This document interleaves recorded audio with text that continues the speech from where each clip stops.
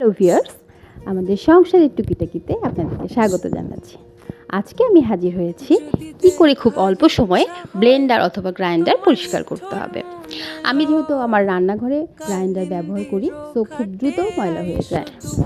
আমি একটু লোশন হাতে মেখে নিচ্ছি যাতে হাতের ময়েশ্চারাইজিংটা ঠিক থাকে। তারপর দুটো বলে একটাতে নিয়ে নিচ্ছি ডিটারজেন্ট এবং সাথে নিয়ে নিচ্ছি ভিম লিকুইড, আর একটা জালি ব্যাগ নিয়ে নিচ্ছি।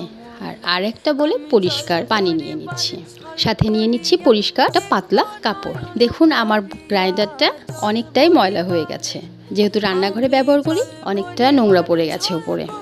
প্রথমে আমি এই জালি ব্যাগটা দিয়ে ডিটারজেন্ট পানিতে ভালো করে চিপে নিয়ে পরিষ্কার করছি। দেখুন কম সময়ে পরিষ্কার হয়ে যাচ্ছে, ভিতরে অনেক ময়লা জমে গেছে।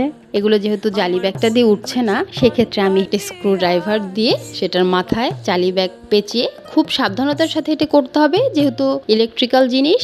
আর খুব বেশি প্রেসার দেওয়া যাবে না যাতে স্পট পড়ে যায় ব্লেন্ডারে। দেখুন কত দ্রুত উঠে যাচ্ছে ভিতরের ময়লাগুলো।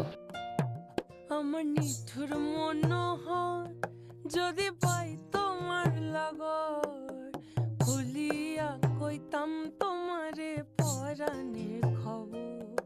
আমার নিঠুর মনোহর যদি পাই তোমার লাগর, খুলিয়া কইতাম তোমারে পরাণের খবর।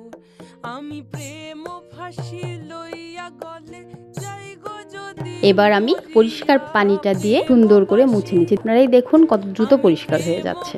এবার হয়ে গেছে আমার ব্লেন্ডার ঝকঝকে তকতক।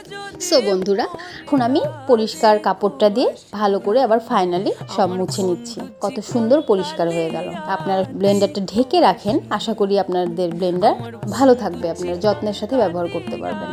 দেখো আসিয়া আমার বন্ধু চিকন কালিয়া, দেখো আসিয়া। ভিউয়ার্স, আজ তাহলে এইটুকুই। সংসারের টুকিটাকির সঙ্গে থাকুন।